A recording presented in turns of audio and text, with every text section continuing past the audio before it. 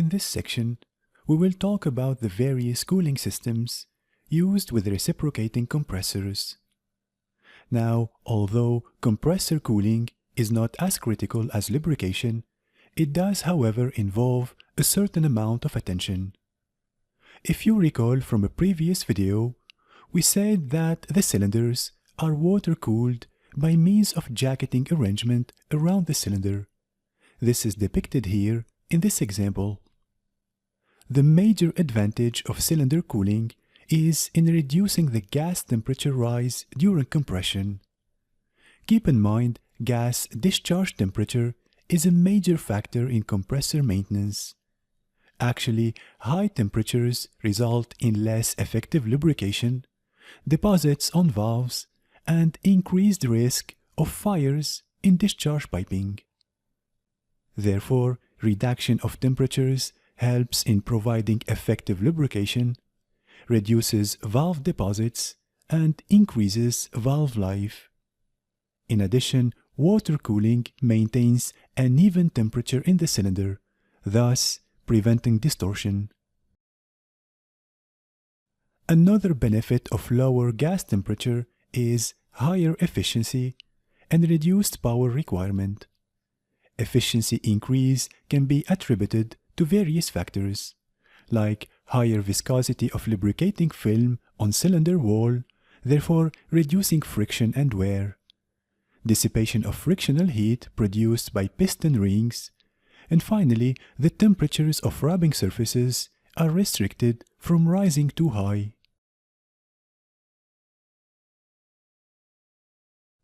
To begin our discussion, we will talk about the concept of overcooling. Let's have a closer look. Although low gas temperatures are beneficial, overcooling must be avoided. Actually, excess cooling must be controlled to prevent harmful condensation of vapor present in air and many gases. Condensation can lead to improper lubrication and formation of rust, resulting in accelerated wear of the cylinder and related components. In this video, we will talk about the various cylinder cooling systems. So let's have a closer look. There are basically three different types of cooling systems. First, we'll list them, then we will see each one of them in detail. These systems are series flow, parallel flow, and closed water systems. In the series flow system, the water initially passes through the intercooler or the aftercooler and then through the cylinders. If the water initially passes through the intercooler, it results in the greatest power saving. And if it passes first through the aftercooler, it permits maximum moisture removal. In multi-stage compressors, possibility of moisture condensation in the cylinder is greater at high pressure. This is the reason why the water is made to flow through the low-pressure cylinder first. Now, let's have a closer look at each system. So, here we have a two-stage reciprocating compressor. The gas path is depicted here. First, gas is admitted to the first stage, compressed, discharged, then circulated through the intercooler, before entering the second stage for further compression, then discharged in the process, prepared to overcome the resistance in the piping system. You can see here the water jackets around the cylinders. In this first arrangement, the cooling water is supplied to the intercooler first. Then water feeds the jackets around the cylinders as depicted here. This is done to cool the cylinders and maintain an even temperature during the compression cycle. Finally, the hot water is collected and sent downstream for further treatment. In this second arrangement, the cooling water passes first in the aftercooler.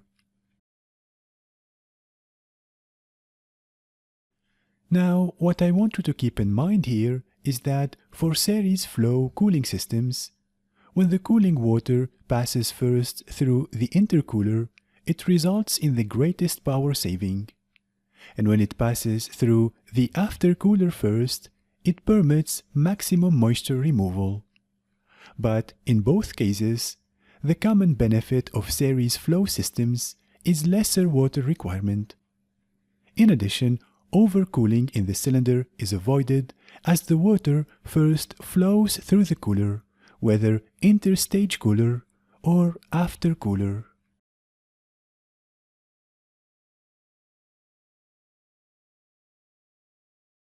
Parallel flow system is preferred in case of warm water or low water pressure.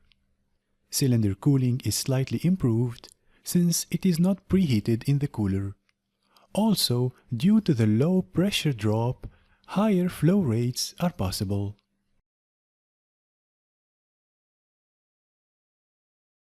Finally, the closed water system, as depicted in this example, is the most common type of cooling system. The example you can see here complies with the API 618 standard.